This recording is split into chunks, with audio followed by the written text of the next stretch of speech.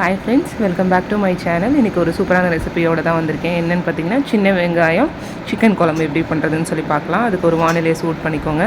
அதில் வந்து செக்கில் ஆட்ட நல்லெண்ணெய் வந்து ஊற்றிக்கிறோம். நல்லெண்ணெய் நல்லா காய்ச்சதுக்கப்புறம் வந்து பார்த்திங்கன்னா சோம்பு வந்து சேர்த்துக்கலாம். சோம்பு நல்லா பொரியட்டும். சோம்பு பொரிஞ்சதுக்கப்புறம் வந்து பார்த்திங்கன்னா ஒரு 30லேருந்து 35 பல் வந்து பார்த்திங்க அப்படின்னா சின்ன வெங்காயம் வந்து உரிச்சு வச்சுக்கலாம். அதை வந்து இந்த எண்ணெயில் போட்டு நல்லா வதக்கிடுவோம். அதுக்கப்புறம் வந்து பார்த்திங்கன்னா இஞ்சி பூண்டு இதை வந்து அதில் வந்து சேர்த்துக்கிறோம். தோல் நீக்கிட்டு நல்லா வந்து கொஞ்சம் ஓரளவுக்கு மீடியமான சைஸில் வந்து சாப் பண்ணிவிட்டு அதையும் வந்து நல்லா சேர்த்துக்கோங்க. இது மூணுமே வந்து நல்லா வதங்கி வரட்டும். அதாவது ஃபுல்லாக வதங்கணும்னு இல்லை, ஒரு முக்கால்வாசி வதங்கினா போதும். அதுக்கப்புறம் வந்து பார்த்திங்கன்னா தக்காளி வந்து ஒரு பெரிய சைஸ் தக்காளியில் வந்து பார்த்திங்கன்னா நாங்கள் வந்து ஒரு ரெண்டு தக்காளி வந்து சேர்த்துருக்கோம். அதுவும் வந்து இதோட சேர்த்துட்டு நல்லா வதக்கி எடுத்து வச்சுருங்க தனியாக. அதுக்கப்புறம் வந்து பார்த்திங்கன்னா 1/2 kg சிக்கனு அதை வந்து குக்கரில் போட்டுட்டு நல்லா வாஷ் பண்ணிடுங்க. வாஷ் பண்ணிவிட்டு கொஞ்சமாக மஞ்சத்தூள் சேர்த்துக்கிறோம். அதுக்கப்புறம் வந்து கொஞ்சம் வந்து உப்பு சேர்த்துக்கிறோம். அதுக்கப்புறம் வந்து பார்த்திங்க அப்படின்னா மிளகாத்தூள் சேர்த்துக்கிறோம். இது வந்து மூணையுமே வந்து சேர்த்துட்டு ஒரே ஒரு விசில் மட்டும் குக்கரில் விட்டுட்டு எடுத்து வச்சிடலாம். தண்ணி வந்து ஓரளவுக்கு கம்மியாகவே ஊற்றுங்க. அப்போ தான் வந்து பார்த்திங்க அப்படின்னா, ஏன்னா சிக்கன்லேருந்து ஆல்ரெடி வந்து உங்களுக்கு தண்ணி வருன்றனால நாங்கள் வந்து ஒரே ஒரு டம்ளர் மட்டும் தான் தண்ணி சேர்த்துருக்கோம். சேர்த்துட்டு ஒரே ஒரு விசில் விட்டுட்டு இறக்கி வச்சாச்சு. திருப்பி நம்ம வெங்காயம் வதக்கணும்ல, அந்த கடாயிலே வந்து பார்த்திங்க அப்படின்னா அந்த ஹோல் ஸ்பைசஸ் எல்லாமே போட்டுட்டு சோம்பு, பட்டை, அன்னாச்சி பூ இதெல்லாமே போட்டுட்டு அதுவுமே வந்து நல்லா ரோஸ்ட் ஆகட்டும்.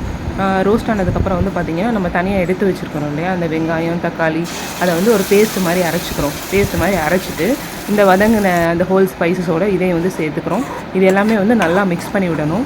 அதோட கொஞ்சம் லைட்டாக வந்து பச்சை ஸ்மெல் இருக்கும் இல்லையா, அந்த பச்சை ஸ்மெல் வந்து போன உடனே வந்து பார்த்திங்க அப்படின்னா நம்ம வேக வச்சுருக்கிறோம்ல சிக்கன், அந்த சிக்கனை வந்து தண்ணியோடு வந்து அப்படியே வந்து சேர்த்துக்கலாம். நாங்கள் வந்து இன்றைக்கி வந்து ஒரு குழம்பு ஸ்டைலில் வந்து பண்ணியிருக்கோம். இப்போ வந்து உங்களுக்கு வந்து கிரேவி ஸ்டைலில் திக்காக வேணும் அப்படின்னா தண்ணி வந்து நீங்கள் இதுலேயே வந்து கம்மி பண்ணிக்கிட்டிங்கன்னா ஓகே. அப்படி கம்மி பண்ணி சேர்த்துட்டிங்கன்னா வந்து உங்களுக்கு வந்து இந்த கிரேவி மாதிரி திக்கான ஸ்டைலில் வந்து கிடைக்கும். அதுக்கப்புறம் வந்து பார்த்திங்கன்னா கறி மசால் பவுடர் வந்து நாங்கள் வீட்டிலே அரைச்சி வச்சுருக்கோம். அதோட லிங்க் வந்து நான் டிஸ்கிரிப்ஷனில் கொடுக்குறேன்.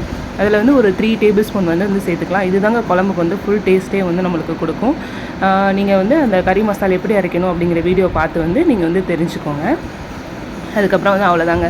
ஃபைனலாக நல்லா வந்து எண்ணெய் பிரிஞ்சு வந்து மேலே வரணும் சைடில். வந்ததுக்கப்புறம் வந்து நம்ம வந்து குழம்பு வந்து இறக்கிடலாம். ரொம்பவுமே டேஸ்டியான சின்ன வெங்காயம் சிக்கன் கிரேவி குழம்பு வந்து ரொம்பவும் நல்லா இருந்தது. நீங்களும் மறக்காமல் வீட்டில் ட்ரை பண்ணி பார்த்துட்டு எப்படி இருக்குன்னு சொல்லுங்கள். லாஸ்ட்டாக வந்து பார்த்திங்க அப்படின்னா கொஞ்சமாக வந்து தேங்காய் வந்து ஊற்றிக்கலாம். சரிங்களா, அந்த தேங்காய் வந்து என்னென்னா அதுக்கு வந்து ஒரு நல்ல ஒரு ஃப்ளேவர் வந்து கொடுக்கும். தேங்காய் ஊற்றிட்டு ஒரு 3 to 4 minutes மட்டும் அப்படியே வச்சுருங்க. அப்படி இல்லை தோசை, சப்பாத்தி, இட்லி எல்லாத்துக்குமே நல்லாயிருக்கும். ட்ரை பண்ணி பார்த்துட்டு எப்படி இருக்குன்னு சொல்லுங்கள் ஃப்ரெண்ட்ஸ். பாய்.